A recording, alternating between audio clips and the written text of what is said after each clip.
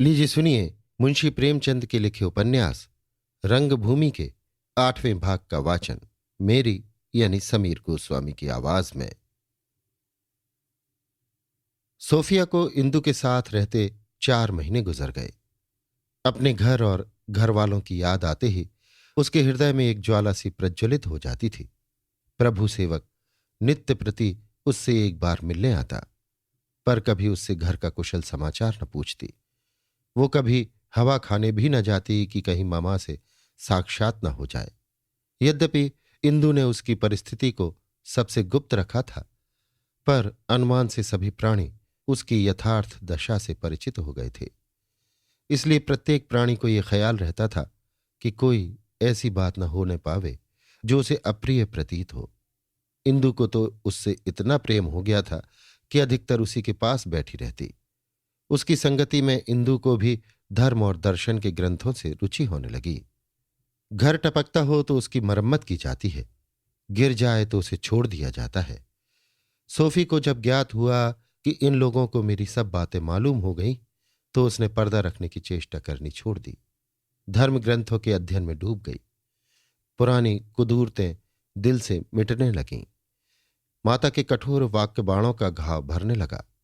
वो संकीर्णता जो व्यक्तिगत भावों और चिंताओं को अनुचित महत्व दे देती है, इस सेवा और सद्व्यवहार के क्षेत्र में आकर तुच्छ जान पड़ने लगी। मन ने कहा, ये ममा का दोष नहीं, उनकी धार्मिक अनुदारता का दोष है। उनका विचार क्षेत्र परिमित है, उनमें विचार स्वातंत्र का सम्मान करने की क्षमता ही नहीं।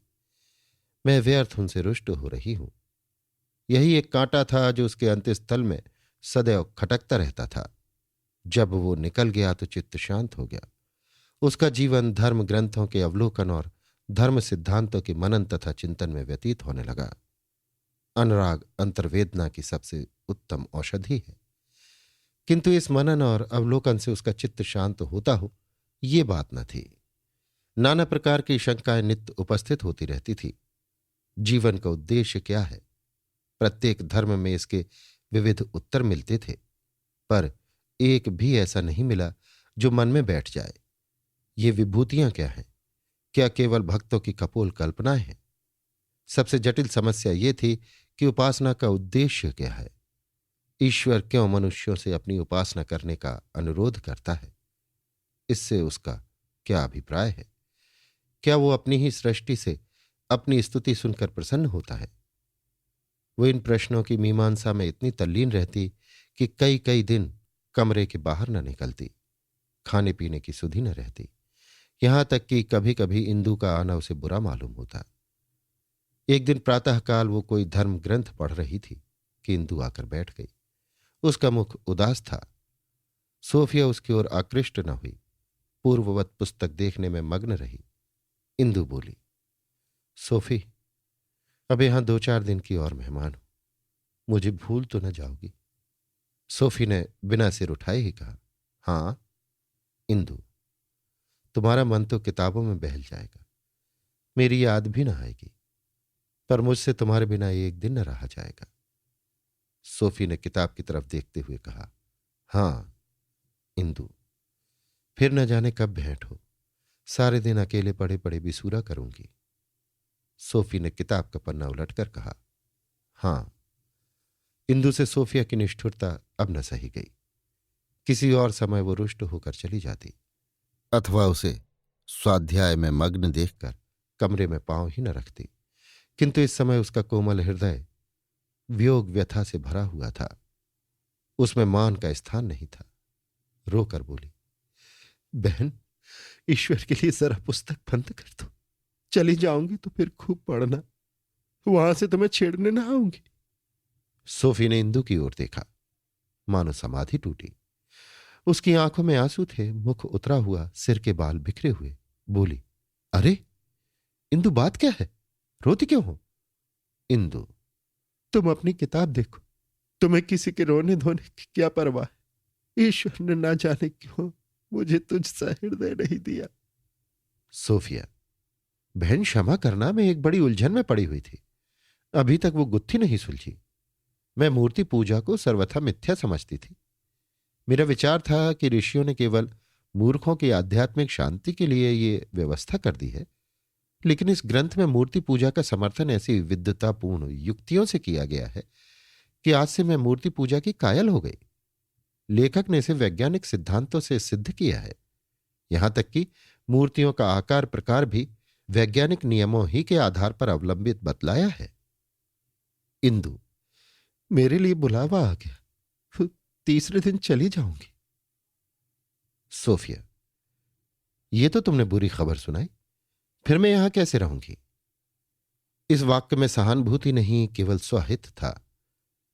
किंतु इंदु ने इसका आशय ये समझा कि सोफी को मेरा वियोग असह्य होगा। बोली, तुम्हारा जी तो किताबों में बहल जाएगा। हाँ, मैं तुम्हारी याद में तड़पा करूंगी। सच कहती हूं, तुम्हारी सूरत एक क्षण के लिए भी चित्त से न उतरेगी। ये मोहनी मूर्ति आंखों के सामने फिरा करेगी। बहन, अगर तुम्हें बुरा न लगे तो एक याचना करूं।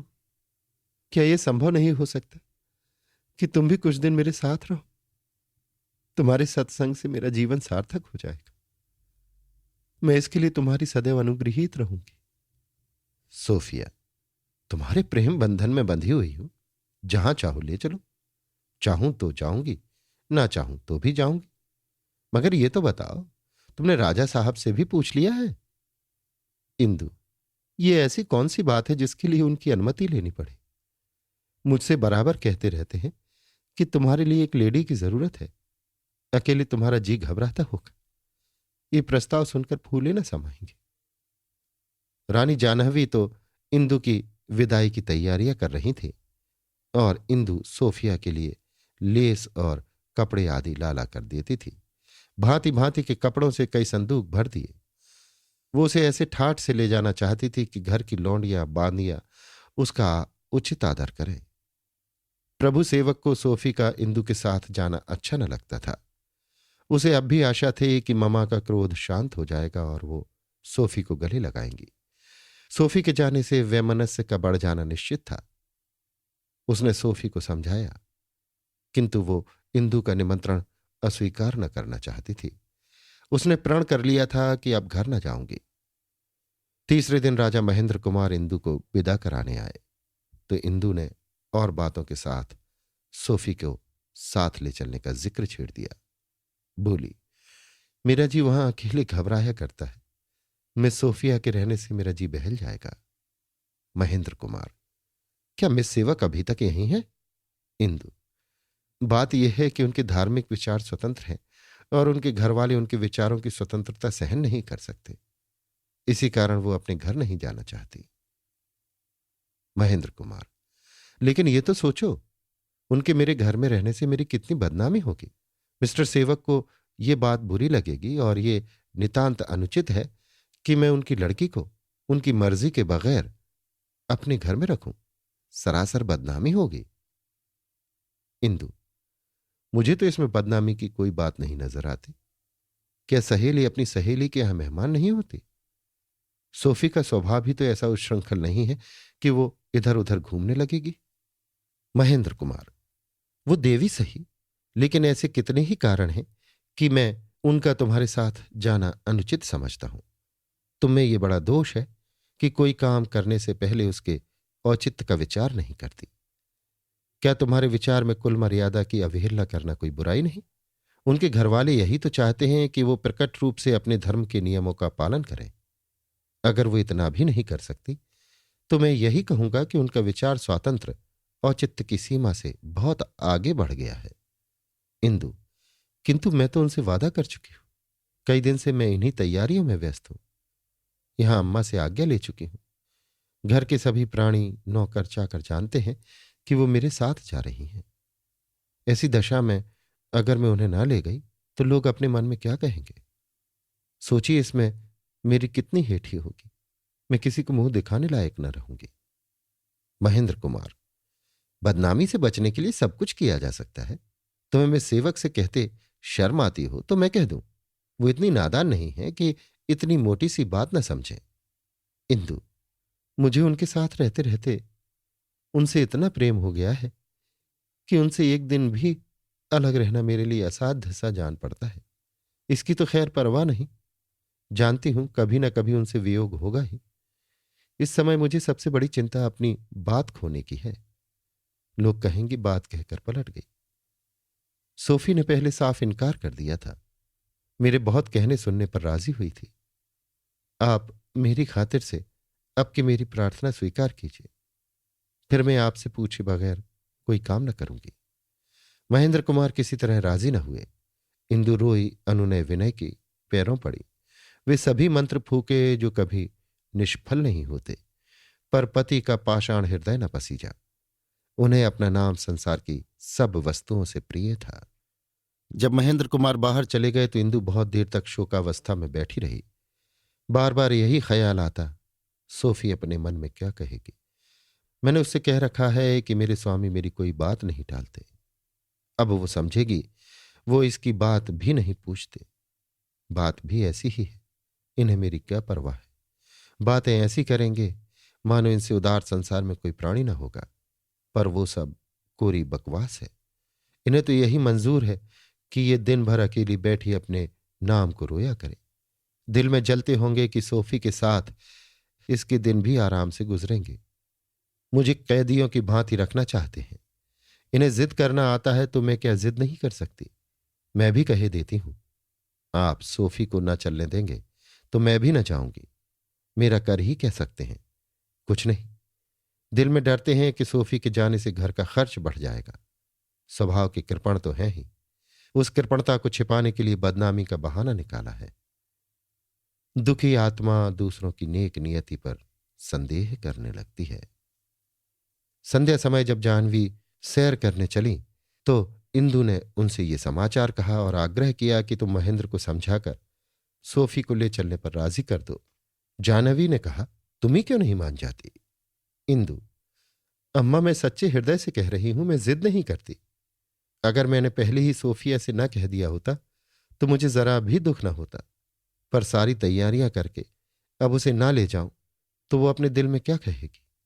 मैं उसे मुंह नहीं दिखा सकती। ये इतनी छोटी सी बात है कि अगर मेरा जरा भी ख्याल होता तो वो इनकार न करते। ऐसी दशा में आप क्यों कर आशा कर सकती हैं कि मैं उनकी प्रत्येक आज्ञा शिरोधार्य करूं?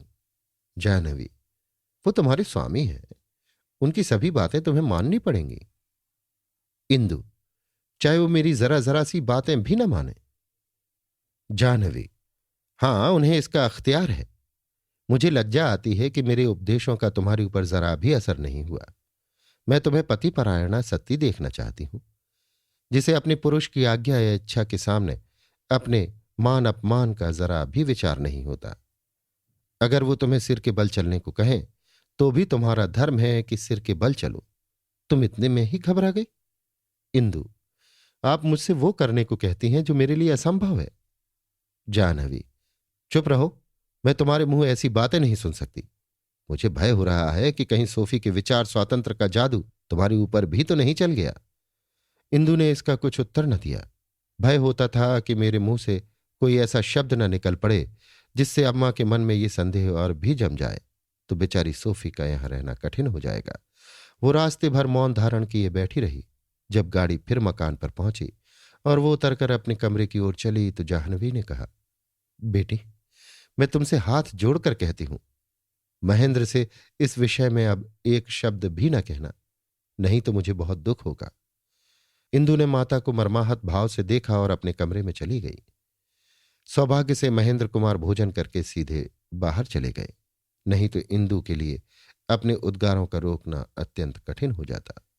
उसके मन में रह रहकर इच्छा होती थी कि चलकर सोफिया से क्षमा मांगूं, साफ साफ कह दूं, बहन मेरा कुछ वश नहीं है, मैं कहने को रानी हूं। वास्तव में मुझे उतनी स्वाधीनता भी नहीं है जितनी मेरे घर की मेहरियों को, लेकिन ये सोचकर रह जाती कि पति निंदा मेरी धर्म मर्यादा के प्रतिकूल है। सोफी की निगाहों से गिर जाऊंगी, वो समझेगी इसमें जरा भी आत्माभिमान नहीं है। 9 बजे विनय सिंह उससे मिलने आए। वो मानसिक अशांति की दशा में बैठी हुई अपने संदूकों में से सोफी के लिए खरीदे हुए कपड़े निकाल रही थी और सोच रही थी कि इन्हें उसके पास कैसे भेजूं। खुद जाने का साहस न होता था। विनय सिंह को देखकर बोली, क्यों विनय, अगर तुम्हारी स्त्री अपनी किसी सहेली को कुछ दिनों के लिए अपने साथ रखना चाहे तो तुम उसे मना कर दोगे या खुश होगे? विनय, मेरे सामने ये समस्या कभी आएगी ही नहीं, इसलिए मैं इसकी कल्पना करके अपने मस्तिष्क को कष्ट नहीं देना चाहता। इंदु, ये समस्या तो पहले ही उपस्थित हो चुकी। विनय, बहन, मुझे तुम्हारी बातों से डर लग रहा है।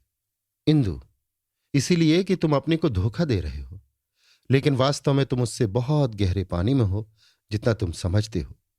क्या तुम समझते हो कि तुम्हारा कई कई दिनों तक घर में ना आना, नित्य सेवा समिति के कामों में व्यस्त रहना, मिस सोफिया की ओर आंख उठाकर न देखना, उसके साय से भागना, उस अंतर्द्वंद को छिपा सकता है जो तुम्हारे हृदय तल में विकराल रूप से छिड़ा हुआ है। लेकिन याद रखना, इस द्वंद की एक झनकार भी ना सुनाई दे, नहीं तो अनर्थ हो जाएगा। सोफिया तुम्हारा इतना सम्मान करती है जितना कोई सती अपने पुरुष का भी ना करती होगी। वो तुम्हारी भक्ति करती है।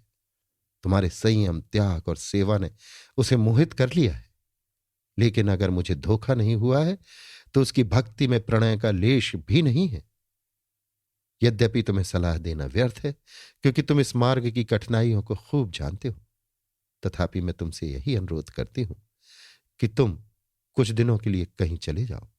तब तक कदाचित सोफी भी अपने लिए कोई ना कोई रास्ता ढूंढ निकालेगी।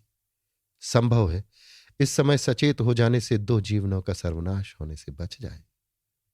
विनय, बहन, जब तुम सब कुछ जानती हो तो तुमसे क्या छिपाऊं? अब मैं सचेत नहीं हो सकता। इन 4-5 महीनों में मैंने जो मानसिक ताप सहन किया है उसे मेरा हृदय ही जानता है। मेरी बुद्धि भ्रष्ट हो गई है। मैं आंखें खोलकर गड्ढे में गिर रहा हूं, जानबूझकर विष का प्याला पी रहा हूं। कोई बाधा, कोई कठिनाई, कोई शंका अब मुझे सर्वनाश से नहीं बचा सकती। हां, इसका मैं तुम्हें विश्वास दिलाता हूं कि इस आग की एक चिंगारी या एक लपट भी सोफी तक न पहुंचेगी। मेरा सारा शरीर भस्म हो जाए, हड्डियां तक राख हो जाए, पर सोफी को उस ज्वाला की झलक तक न दिखाई देगी। मैंने यह भी निश्चय किया है कि जितनी जल्दी हो सके मैं यहां से चला जाऊं, अपनी रक्षा के लिए नहीं, सोफी की रक्षा के लिए।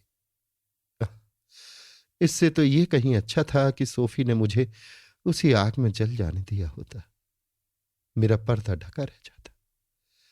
अगर अम्मा को यह बात मालूम हो गई तो उनकी क्या दशा होगी, इसकी कल्पना ही से मेरे रोए खड़े हो जाते। बस अब मेरे लिए मुंह में कालिक लगाकर कहीं डूब मरने के सिवा कोई उपाय नहीं। ये कहकर विनय सिंह सहसा बाहर चले गए। इंदु बैठो बैठो कहती रह गई। इस समय वो आवेश में उससे बहुत ज्यादा कह गए थे जितना वो कहना चाहते थे।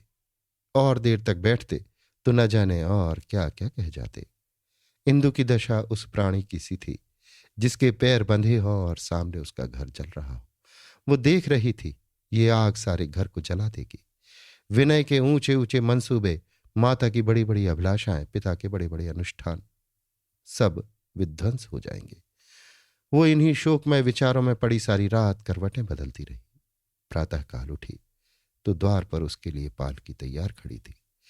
वो माता के गले लिपट कर रोई, पिता के चरणों को आंसुओं से धोया और घर से चली। रास्ते में सोफी का कमरा पड़ता था। इंदु ने उस कमरे की ओर ताका भी नहीं। सोफी उठकर द्वार पर आई और आंखों में आंसू भरे हुए उससे हाथ मिलाया। इंदु ने जल्दी से हाथ छुड़ा लिया और आगे बढ़ गई। अभी आप सुन रहे थे मुंशी प्रेमचंद के लिखे उपन्यास रंगभूमि के 8वें भाग का वाचन मेरी यानी समीर गोस्वामी की आवाज में।